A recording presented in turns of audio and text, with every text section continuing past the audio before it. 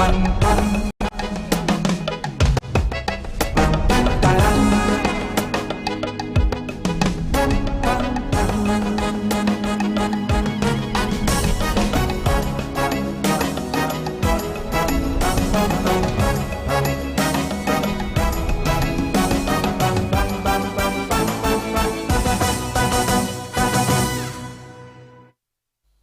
Siagana this year Munyana Ajoba Power 97.9 Kasiebo so Tvxyz. That is okay TV so esa account we do fear utimi do mo radio no search ya kopim so be Tvxyz no jaya to ho enwumere Kasiebo no beti yanka no hwe anim de account e bia so nu fie unya ya kada hwe anim bi ta de fefefe ye shami to bottom nim kra ne hu say ye TV ta de ne guy man we for so in na pamare simple but powerful. Thank you. Pomachiche gusu neti ano. We hwe nanim bi aka ona bibia akoyi ewo. E the TV so radio so ubetimi akọ Facebook live Power 979 and Tvxyz. Tvxyz. Eno no ubehwe yanim na wo hwe ni se di wo hwe TV. Pepe bibia be kama edi amount asida enkoma Apple FM Virginia USA or GB Adam Pa Radio Paris France JJ Live Radio UK or Febi my xyzonline.com multi TV digital box and so radio XYZ and Power FM esube hu anim o internet baby and episode tie wo the radio form now tunein.com Power 97.9 and also beti kan bibia akoyi esema ya boa no ena nwumre de bremo nia edimu akutini bi ene se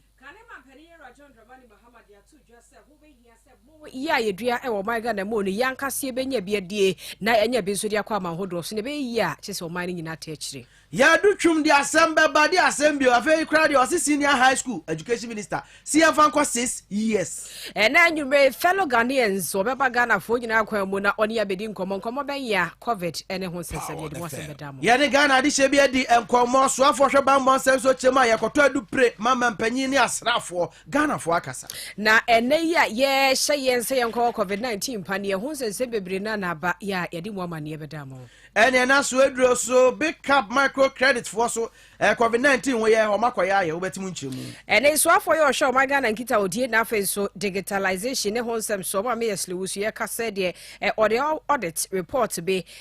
ya eno no efa ensemu a na dom kuma no wo mo hwe ni mo afin ho ho asemu aba ye be kwa akohwem aman lawyer panyin ene o ne court nsentwefo ehia o so mpese contempt bechi obi a na be so obedi wasem etu ye court reporter ensem no penukro na ade atudwa ene ebronya be emedwadefo bi no mo susu ense no kwasem ne dwade nkoyie kura emfa ma won mo kasoa ene ne monte so ene kasoa new market adwadefo so ekiremu a omo akotere dwom no nipa ambassadors gugu na kofo gu kwa ho tonema sempedifo nim no omo aka omnyina beba kwa ho betonema wo mo so aduate a wo mo bo afupa be ne ode atudwa se ho behia se so afo ye ohwe wo mo dwumadi so behwe na ebo no ya pagem na ma wo mo dwumadi akonanim tachi man patem wo kro bi afre no bamiri hene oho ono asi osipiti wasi post station at the toilet aka ho nana pia o ene na wo mo so wo sunya ne miamia hodo na eso se central market ho no kwan ye nipa bi no mo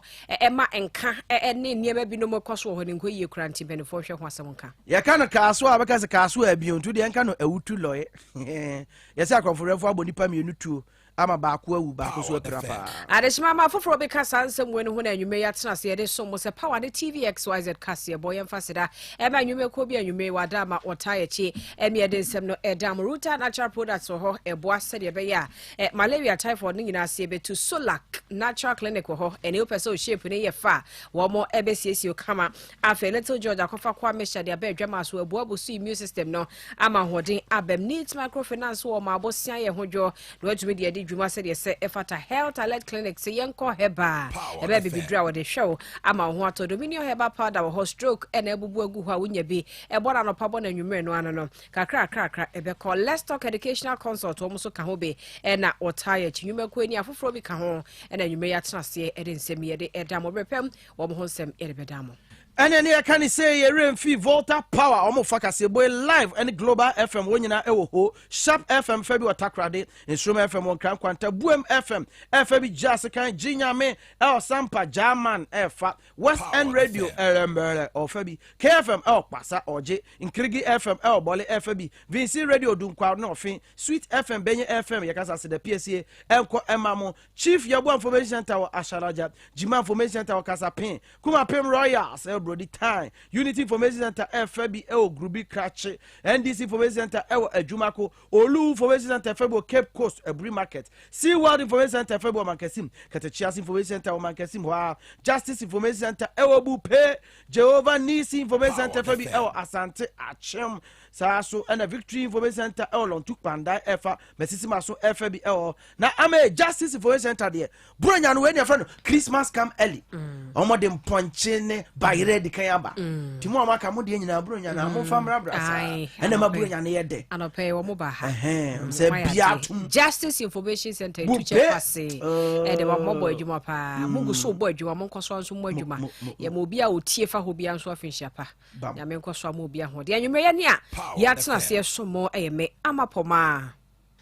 checheku mene dachi no fosu ajeman afensem pani chiremu enie Doctor ya said do chum dia sembe ba so afo hwe ngumesua ho adwuma de oye de obetumi o Jack Ghana nye bete dia asem ene doc say abrochire system opeso de bi ba Ghana secondary schools doso opese yete so de opese yesaye science technology engineering and mathematics 20 year friend STEM ene ma abrofo ni timi dwene ye mobile phone ye cars ye do prayer niama ye dwene ye ntimi nye hwe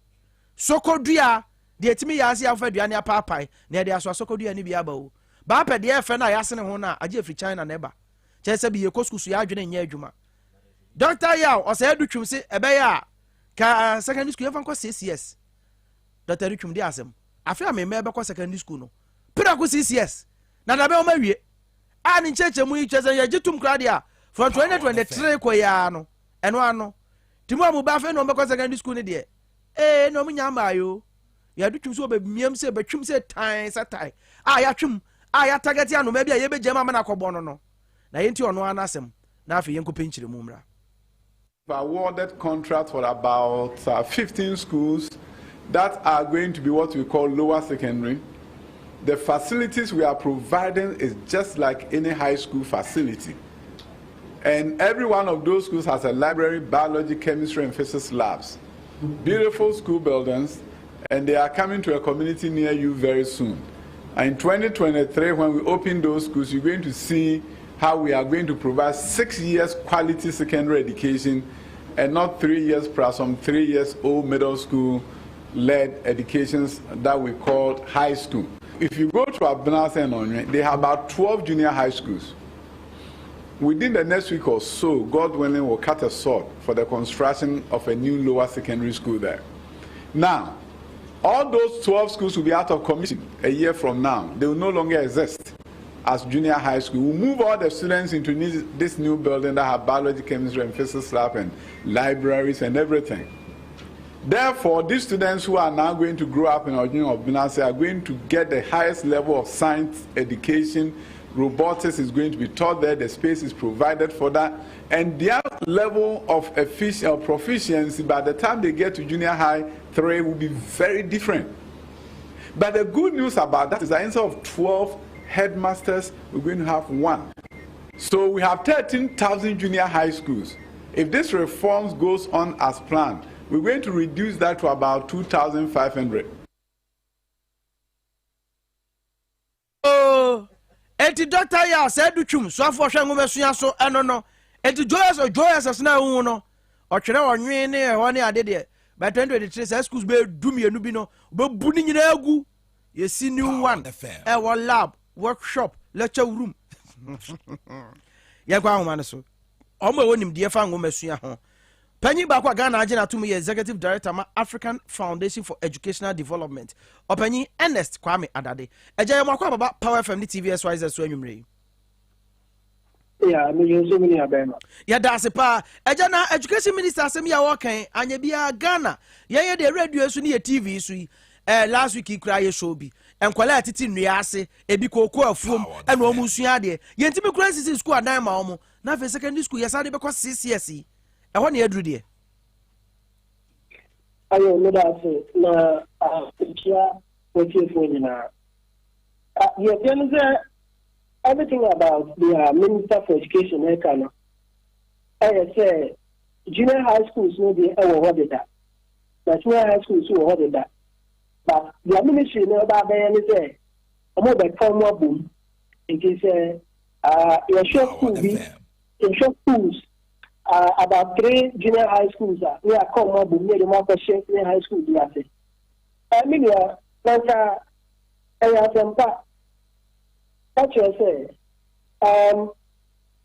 the Ministry of Education have actually identified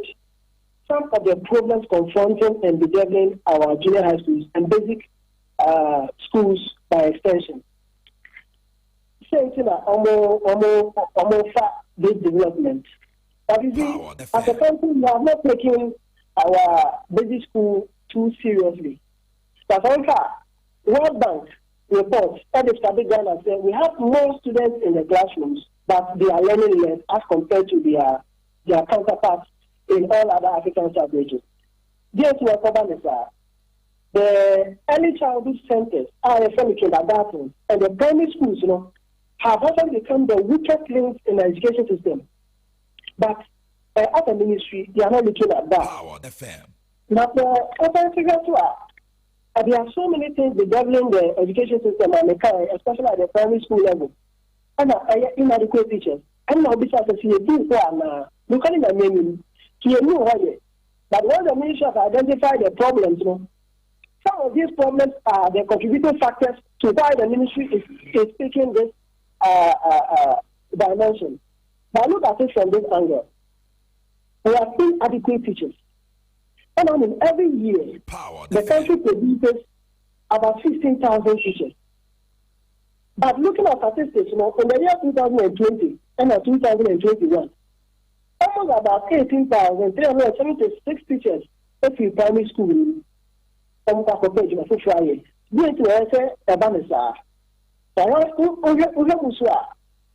actually reduced the number of teachers in the basic school by 14%, almost 15%. And then the year in, year out, the level of teacher attrition, I said, teacher for almost 50 million, coming 7,000, at the channel and go your moment, your movie, 7,000. But within 2020 and 2021, we have seen even more than a double of it. And so it tells you that there are a number of problems in the education system, especially at the primary level. That's why you're solving answer and you do one. Now, some of these problems, when you look at the statistics again, even GHS now about 15,000, 784 teachers left the GHS classroom. Why should it be so? A number of problems are confronting our education sector. Now, these problems are very poor infrastructure. Okay, they need academia. At the early childhood development centers, we have the facilities and teaching and learning material to teach them. If we are looking at why the ministry is taking this dimension, the ministry must rather come back and look at the things that are bedeviling the primary schools. For infrastructure, we need TLM, teaching and learning materials, we need it. If you fail to provide these teaching and learning materials for the learners at the basic level, which is the kindergarten and the primary schools, and as a ministry and as a country, if we fail to provide them with the adequate teachers, the trained teachers they need, then I beg to tell the Ministry of Education that you lose out on it. That's why the teacher for a free classroom will spend about 1 year or 2 years before we get a new teacher for them. What will these children be doing at this point in time, that 2 years or 1 year, when they have not had a teacher? Me paso mi twa no ho na te se fiefo no ene ma tan ni bia dwene yo munya no akade ni ni wo sa syllabus we any textbooks ni adi be 2 years ni na education minister sabi wontimi enye de obetimi ma yenya nwoma kra de kire ma de so omo koba e ma kwan ni ade saa abra private foi esua de ebo omo mode ko omanim na avo sa ka chese secondary school e be ko CCS de enye ni wo vision no na asa wo biem kese a na enye wa na yese bi yakofo. Minia, the reason why the ministry is taking up this development is that they themselves have identified that there is a fall in standards in education at our primary schools and the kindergarten. Just as they have described. I said, we have pupils in the classroom, but they are learning less. The quantum of things they have absorbed in their heads is not being given to them because of some of these problems, the poor infrastructure. The problem the ministry have identified is that their children are not performing. There's a drop in the standard of education. But they are actually failing to solve the problems. Now, I just saw now, I'm so mobile solve Sabio. Basically, I saw best of we. Nano am penny that mama no was we OCC e-blocks. Ejebi, I buy by there was what was be on twice me. Now you then after yes, Abacas, yes, Kosi for Frobia, and a question for Abrasu, dear cry, Jan, yet me, I know, and I have problem. And I'm even doubting if in the year 2023 we'll be able to build those schools with the standardized labs the Ministry of Education is talking about. I wonder whether we'll be able to. So what the Ministry of Education needs to do right now, and it's the basic problems are the primary schools and the early childhood education centers, and even the junior high schools must be first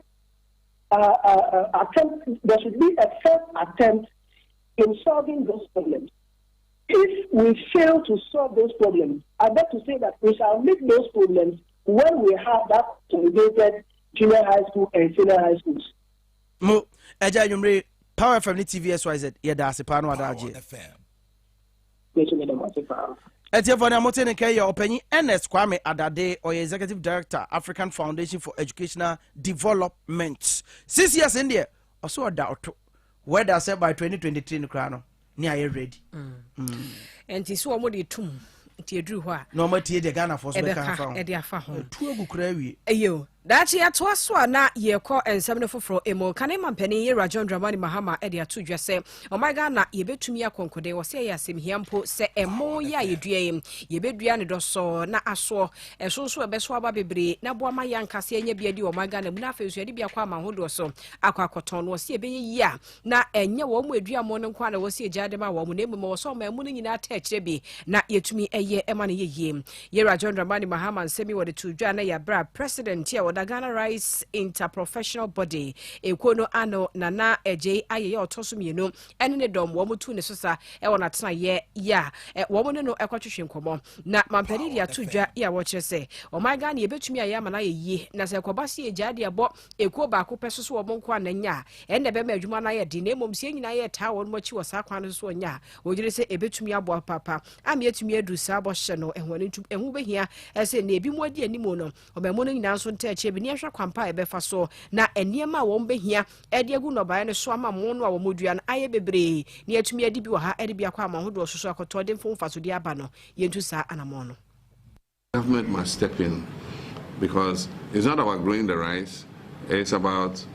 providing the processing facility to move the rice from the farm to the market. I mean, nobody goes and buys paddy rice to cook and eat. You know, they want the rice, you know, prepared so that they can just put it in the pot and cook it. And so between the farmers and the market, there must be enough processing capacity. And so in our time, we try to push processing. The Brazilian company,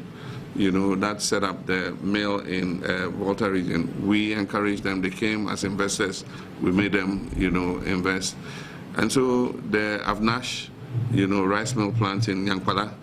you know, the Avnash family came here, and I told them that, look, we want to recapture, you know, rice production, so set up a rice milling plant for us. And they did. That rice milling plant is there. It's a first-class rice mill.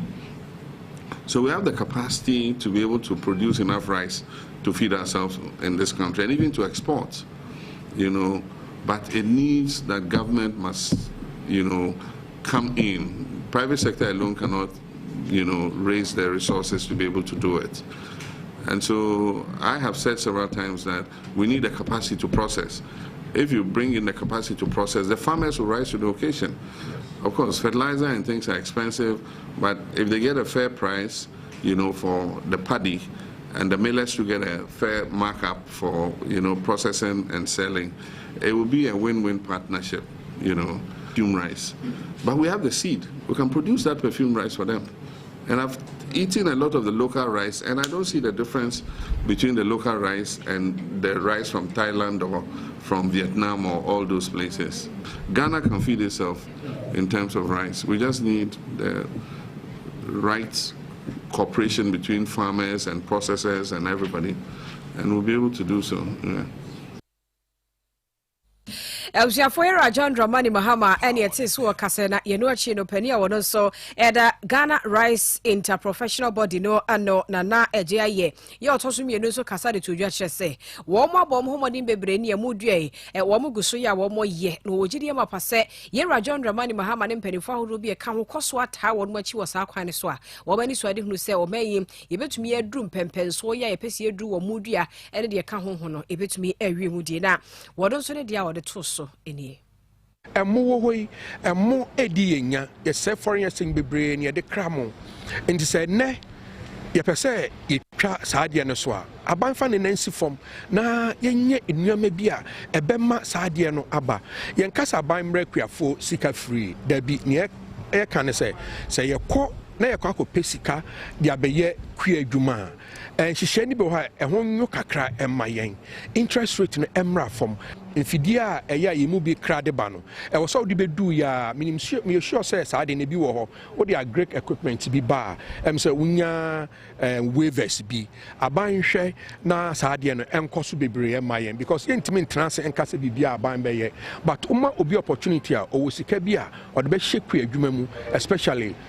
rice business ni mu na ye gai emona ye kra de ba Ghana afibia moma ye nyina ye ni Ghana mu onim mo bag bia obetobia no ma branch bi adwuma eno na mpese ye hwe saade na apart from say ye mo no ahodin wom de a saa nsam na wom say ye say mo no abo wom na atwa mu no pese omo kasa about Ghana rice pa omo bia omo ye bia omo kasa ho mayen na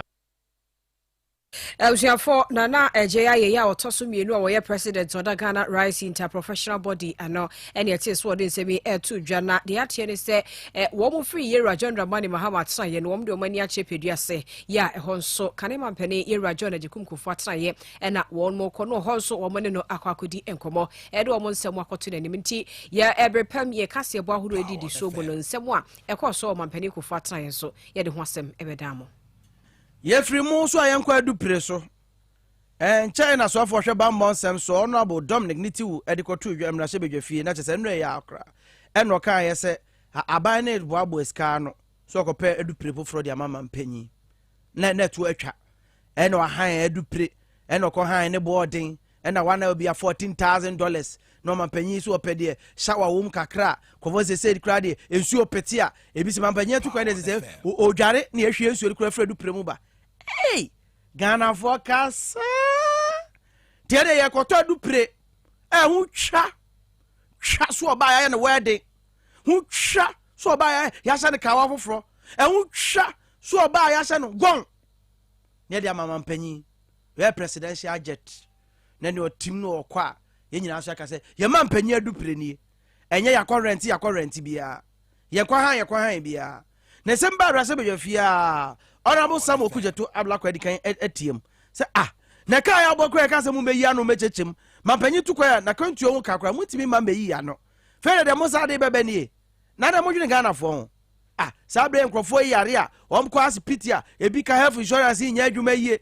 ndo ye de ma omo nya ti wakoto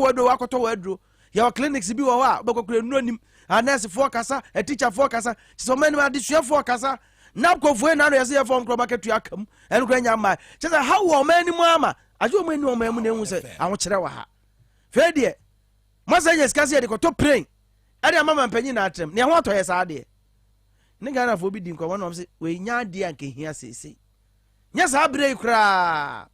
ne boy o mode si ebenya Dr. Julius Carter na ye ne no adi enkomo kakra afa asemi ho eba oman sikasem entoto ya owom nimde pa ba ma no ne edie nyina na oman die nyina na o nimde ne abisa no o bi ana ye ho aso aboroso nti de ye bomode ye pusu ahoma no entom etoma ene Dr. Julius Carter international relations expert papa ebedin komo ti entom de ama sum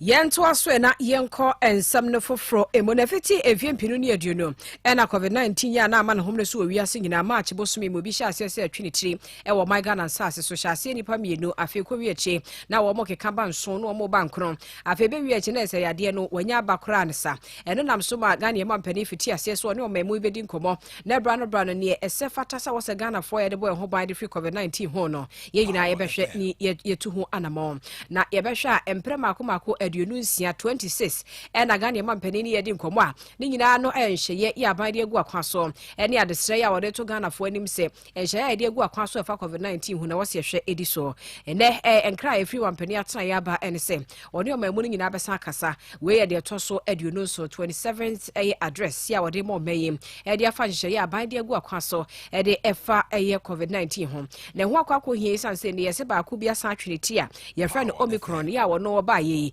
yesi na husuo no unhye de hunu se de ono no ne fare bai no esitie no ase je utipa ye bi fever bi ni chese uhu ne formula kra ya wode na mo a wodo soso ede aba na enipa bi ni mo ahyase ayinya bi ama enipa ni for de hye egwa kwan se bosumi ya ye wo mu e December bronya bosumi mu no ho be hia se Ghana ni ba biada ebe kwa kwa mpane bi sanse wo hwe kra no mpane no ni yesi target nipa be se 20 million na nsu ne osisi nipa wo ma wo bia wo mu nrohwe enti akwa hia se ye de hye ebeto Ghana force se empane ne enkonko woni na aka ho bia menem Ghana ye mampani abe nyina so ne o mani nyina abedi nkomo enwumre no nwotwe pepepepe na ne dem no ne Ghana for edi nkomo se de be ya enzemi ne eye omicron ya ba ya se 41 cases nya recording ye behunu ekwan ne hye ye mpanifo ede egu akwan so ne behwe nche ekra no ma ete ase se ese wo mu afri amanhodo so bo memu no wo bo de hye bi ato ho airline no a eba no nkrofo wo mu ne yenwo wo bopane bi abetua sika bi ena wankasa nso anwo azu betua sika bi ho nsem ho ya wo mafiti ase kra ede ye adwuma ebrepre ya no enkra chese enipa be se empema hensia aduosia 9 echipo henwotwe ene do 664,810 test en wo moye wo Kotoka International Airport ho no mo a emu be se empemiensa ahenwotwe ahasa ene aduowotwe 3,380 ena ye kase wo mo attest positive for mpedifo eguso a ehwe ekeka wo mo ene besi ene nti ehwe ene mu se enwumre no nwotwe Ghana yema mpani ni oman ne be kasa na ensam wo atwa se yete de fa na monwo abaye tuo mprempren ya e de fa omicron ene covid-19 ho no wo de ho asem e ba beto Ghana for enim. Fellow Ghanaians, I've come to your homes once again. Tinenwumre na chese yete mampanyi ni fellow Ghanaians ache ti obebre fellow Ghanaians covid ya onko ya ne won sema na nwumre mampanyi be rebrofo akire big cap microcredit eso say aguna so ado municipal health no omo ho kire omo to makoye omaye pe covid ho ne ma bia kwame ma omo so omo nyi se de omanfo ba ometimi de akwati ayare na semi ba ya ama poma chichiku edna ni de akire echichiri we e ba ama yenkwe Wabra kwanchefo penny ya wada big cap microcredit Yera Faridos Mubarak Yusuf ani ensentroni Alex Jonko Kasano chese emrebi wakwaya sabia e waguna swedru no kodru ho no hwese de aya sabia no wo tibie mutie fa covid ho no hunu se e ho akwa hia so obi hia e protective equipment ye beboa ama won mo ebambo wo covid femu no etumi etumpo yerunti ene ye nyina so enam so ma wotu na mo wa ene yi wakoto sa ne mane bi e de akoma aguna swedru municipal Health Directorate ne say woman chesa de be ya sabia hodo ene chip compounds ahodo ye wo empota monyu nyina nso benya bi na ode ako etia eye covid-19 wo kire nye nonko wo sanso hwe se de be o manfo a wo mo de ka e wa ya sabia hodo ne nkrofo school fees nso obetuatua. One of my journeys me ba Sweden business account. Yes, Sweden business account, but the IRA my trip and visited one of the institutions. But I saw the situation they were quite poor. And they were using face masks and gloves and everything. I had a one-on-one chat with one of the nurses and they expressed their problems. So I told them, and then Yabe. So it was my aim to, as a social corporate responsibility, every single year. This year, you focus on Aguna Surgery.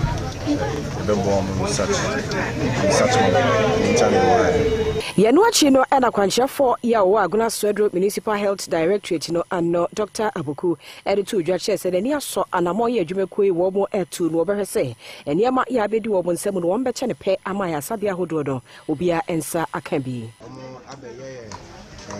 Adoye ache ye nyama bibi a yebetumi de ku etia COVID pandemic na eno nyama ye omde abeche ye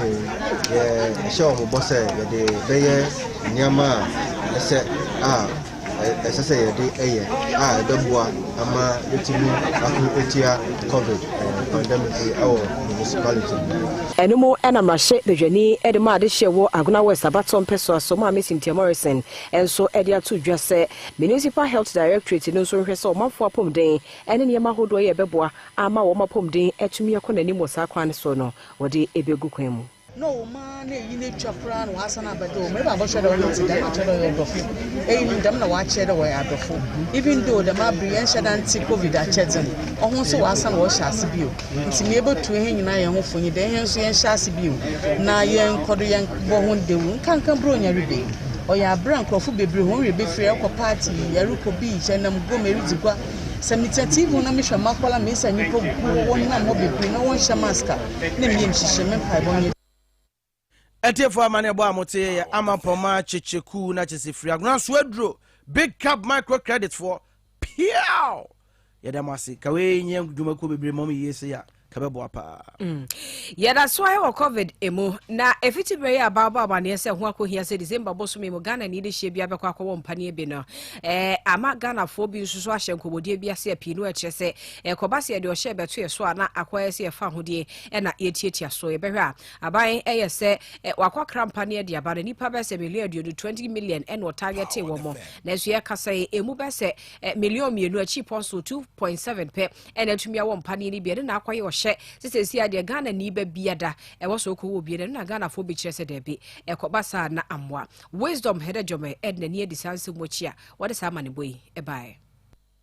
na ehye COVID-19 panie wase ewo March bosumi mu afimu wa bra president Nana Akufo-Addo former president John Mahama ene impemfo ahodo eka ho ekoje wonde na enisoade hunu ni se Ghana for be million eduonu betumi age won pane ansa na afi 2021 akona wieye. The target is to vaccinate some 20 million Ghanaians, i.e. the entire adult population of Ghana, by the end of the year. Eshase no na ahofama no wo ho se ebehwe na wetu yare na se enti aposifo ebo homoden eye ni obetumi ahwe se enhyehyɛ na wode ato akwan mu no amanfo ebedi so. I'm asking for simple question. Answer me. Are you in a Utisina? No, I'm at Tonga East. So why the basis of your argument? Your arguments are fall flat. COVAX facility no Emma AstraZeneca, Johnson & Johnson, Moderna, and then yakeka ho ebaye. Na enumu ena Ghana Health Service declare say busumi December no wa declare no say the month of vaccination. With the increasing availability of vaccines and reasonably quantity in the pipeline, we are declaring December as the month for vaccination,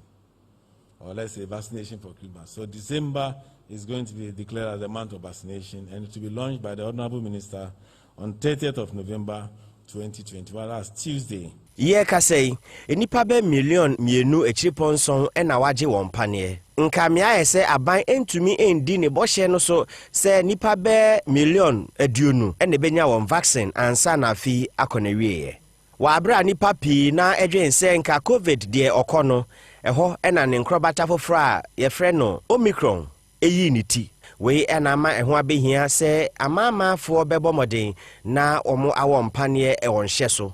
We ena ebimo kase enye eno ene huhia na South African President Cyril Ramaphosa na anu ya eno ba Ghana na ne okaye enie. It is in the best interest of all that as many of us receive the vaccine as possible. But I want to be clear, nobody will be forced to take this vaccine. I want to repeat, Nobody will be forced to take this vaccine. Ghana for bebre akasa etia sa ohye ya aban pese oye na obia eje panye ibi. We ena kwa wofre won Crusaders for Christ edi won anosem so abetudwa. Edem senanu eye chairman Emma Group no. We don't see the logical basis for vaccine. There's no pandemic here. Who is dying? What's happening? Ghana mrenim ni Sami Jemfi so edinano atumu. Na ni woka ni se want na se enye hwehan ma aban enti Ghana for fa ahudi so. Ne santi osese aban antwe ansan enimanimu ya ode aban bekokot. Ebenya Ghana for bibri ebeka ye hoabo. Ni akọ challenge ta de wo court. Matete bi no ka se na judge for you fully vaccinated nti ombeto ase na to atwere. Na judge for you fully vaccinated, o mabusa fu na you fully vaccinated ana. For wisdom herejome na ohyehyɛ saa mani ya wode ebae. Me nyina we so enye aboafo enkrato emra ye ba ensem ni bi ewa ha ye bedi dwa bronya ba dwom etesɛn ye twa ye ho tew aba ko ba bi o we ba akopɛ tini tew nya beto aso.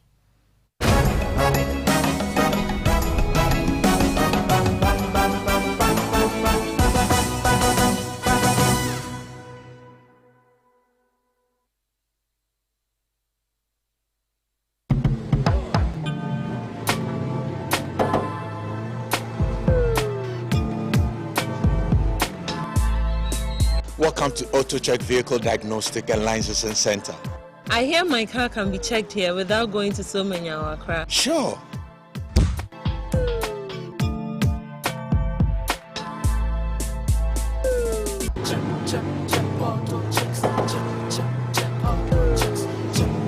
Emission, check. Alignment, check. Brakes, check. Visit AutoChecks at Koforodia Aquadrum Road for the roadworthiness of your vehicle, from saloon cars to heavy duty.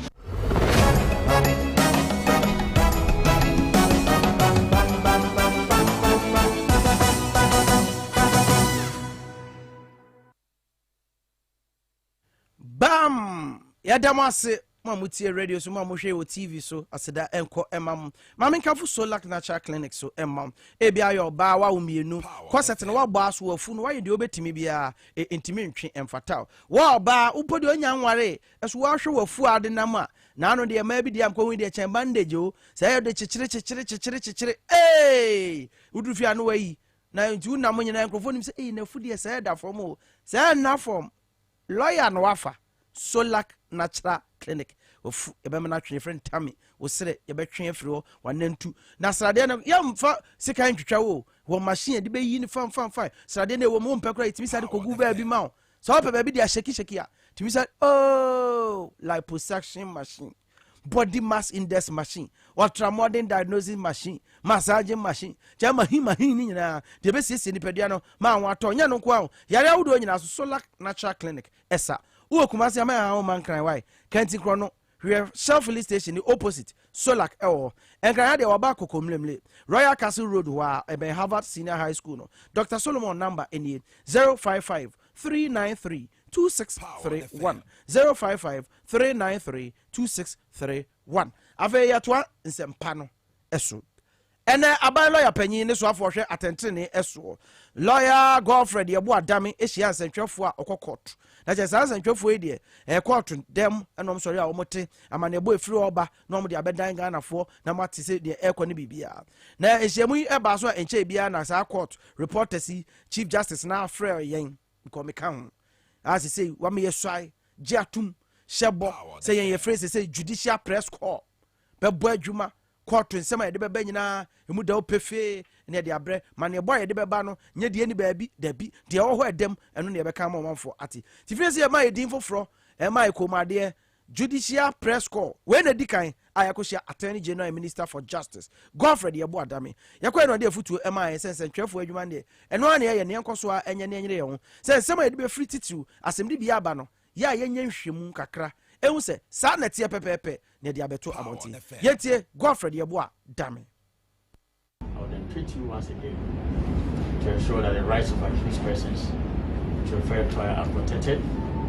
rights of accused persons were very tried to be protected through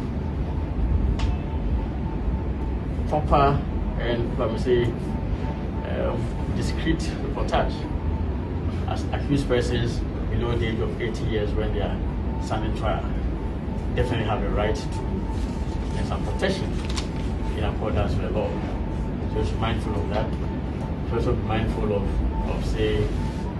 women who are standing trial for, who are even complainants in cases of rape and defilement and cases as that. You should know that if you do not abide by the ethics of profession, there is a consequence. There's penalty for you to pay. Aban lawyer penny ne so for attention ne so Godfrey yebo adame no nanu si ye na Wilberforce asare a woda nsentwefo a edi wonjuma e wasem dibia awodo ano eso eda opanyi ase e no ka se papa wo to da ehia ne ma infama de to da court ye bere o pe krata bi kakra no wa penfo kakra wo so a be mo twakwa nti wo so be boaye de a very very good news. The person is arraigned, the document that has been filed becomes a public document. We can go for it from the courts, but usually that process is wrong. There is no reason or there's nothing wrong if we are able to liaise with the Attorney General and get a copy of what has been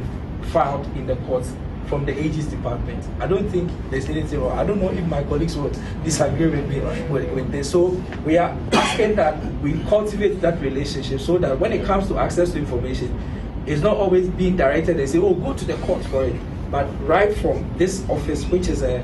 public institution, we'll be able to build that relationship. And we promise to keep any information given to us properly based on the rules associated with it. So on behalf of myself and my colleagues, we want to thank you for giving us this opportunity and this audience. And we look forward to working with you in the years ahead. Shia. Wilberforce asare Dean, my judicial press call. Yensem so e wo maga na mra shebe dwafie wo mokwa asetena ne mu no soafo ya wo hwe enkitawde yensem so ne budget ye dia ma no e wo na tena ye ne wo so mokoko ebobo ho no mo hwe kwan ya wo de ebefa so kwawi achi no mo se dabi wo mo ehwe nkrata mu a audit report wo senkefi ahwe ho ba fitimfie mpinu eni dunu mu abesi name wo mo nsankan ne nti wo ma asetena no wo mo A2 Edison say na so mo suspend setene nra e wo sa kwan no so hye se soafo ye wo sa tena ma me esle wusu onkofa mra ansana womatna ne budget no ene ho ensem so na ye no ene nkra e free emrashebedwe mo aba e kyerese maame esle wusu e the audit report no a ene nadom kuma na hwe anim so mfamra ne fitimfie mpinu ene dunum no wode aba pepepe said ne esi etiem na e wabra wode eba bedru ya pe ena santwofo hye mo bi ekoso deputy ranking member ye wo committee ne so yera Samuel na George ene wode tudwa e kyerese edom kuma ne saka nkrata no mbetena se no mahwem esanse eno ehun kontabuo beboa ama womo ejinasi e wo so mu sie de fa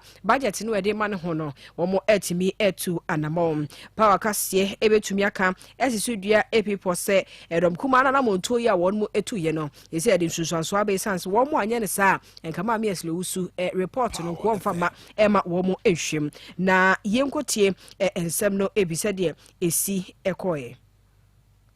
enye se ye Ejuma 2015 na nyame na me minister 2016 na me ni ho enti asem no ye betoye na se arrears wo ho a je wa clear arrears na nsana ne e wo ho no wo atumi aye enti me ne NCA ye din kita ho bebre e ma omo gusua ye ho adwuma na omo ayi miaso tre se miensa de omo awie na miensa aka no e bai efiada omo de kwa ye printi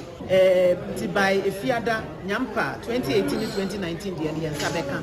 na 2020 ye yesi afufuo ne mu a omo de abreye ne nyina me ka kire committee na omo si okay se me si aye ready dia me mfa mekire won na omo hu enti ye de mienu ne kire won na omo si akaba na msoma me office se omo nkofa mbra enti by the time ye ba back after 30 minutes na ba ena me de kire won edit 2018 kra de na ye printed nso so e kire won e kan Enti Mame Esla Owusu Akufu ya we so afọ your share communication and digitalization so e wo man e Ghana mu na no wo cheche mu de entia committee na ni mo antu yamfa audit report 50 pino e de dunum di anko enam so ma mrahye bedwam don kuma no a wo mo te committee ne so eni breye na yenko mrahye bedwafie na ye princess Arita ni mu nkasa de atie ne se speaker yera abasuma na Kingsford gbagbenene wo ba mrahye bedwafie o mi sase sa na tie ne nsem bi nso a e bobo basa no jimensa no budget approval na ho nsem so bia ebi atwetwa na so mo ase na san komodie ne koso ari ma ajo Mejo so kuma yo ari de ya te e wo studio se ne wo na wo mrahye bedwafie se ankasa e na esisi speaker gbagbenene oba ya asesna ko se yo for my summary to make us speaker bagbeng ebaya obepi mo mrahye bedwafie e ma na about 5:30 p.m. e ma me many chance so no on any card be PM by 5:30 p.m. no ba ye no Mashe be no be PM di na so no wa machimba ntawe se e 40 se enyum bi e che gusesia na aya na emredo do na se Christmas na e ba so na mashe be for e be sorry affect na so no aya omoye Carlos 9 Carlos 9 in Carlos 9 aya na speaker and ayo titina ni asen so aya mpanyifo e free Jubilee House after judiciary ni na etimi ba na aya aside speaker ono yo titina ni no aya na asen so either as a vice president and not president, you know, and so but not only members of parliament and I think to speaker, any parliamentary staff, no, me Eddie, you may come. If you are never made and then cost to say, yeah, say, him, a cheguya, soon to see, not made in Asasiana, after no master, after and say, voice of democracy, our parliament, I say, and then also speak of parliament, our ban babe. The voice of democracy na omo ma shebe je omo no mudi speaker ni edenyum him sebi cha guste ya na mudi speaker ban ba be ne ho den pa en wa ba be so make the speaker e ba ya na enye proceeding e na engine wo ba ye ayu Carlos Night speaker ba Carlos Night you nari yete yese mrahye bedwam mpanifo ne bititi ne donkuma ni mu bi kasa ese no jimensa no budget approval senra ne yese yehwe ni mu se maami obeba osoman yera bossman so na emetra committee meeting mu ma wo mbufu pamo no ne de keka ho ne ensem se ne ye yatete wo ha menim se bi atwitwa waso mo mrahye bedwafie ho a eno so nkomodie ne sei no senior enra yete no that is Ahmed Ibrahim, Deputy Minority Rep, no, and Odituja, Nelson, no, and no, and I said for men when you no, ABC, Sama make a saying, yes, I am saying, why be free any of the committee members, no, FA and semi, teacher minority members, no, but some of the proceedings are ended, but committees no other for assessment make a say. I think now various committees annual budget review no of the 2022 budget no. It be upon credit and so but a lot of them are still at the committee sitting. Committee sitting no. Then you did kind of earlier no. It is not open to media. However, no matter what they say, I want to say a bit me and penny only be but every attempt to speak to any of them, no, I say, I quite a moon I busy or more committees to do on to and confirm member of parliament out. And see, get so hard the increasing from the minority side. And I mean, many in Madam Jenansa and me so and net Grammy because they were half from Manoka. Okay. So, but a member, and I say, a guest on the committee, baby, I mean, no, Nelson, many in channels on any minority for Nelson, or be unconfirmed, be entry, Nelson, who are many be cheaper. Okay. Ari yenase, ebusia for Princess Arita nim etu en credit from my Ghana mrahye bedwam ye koso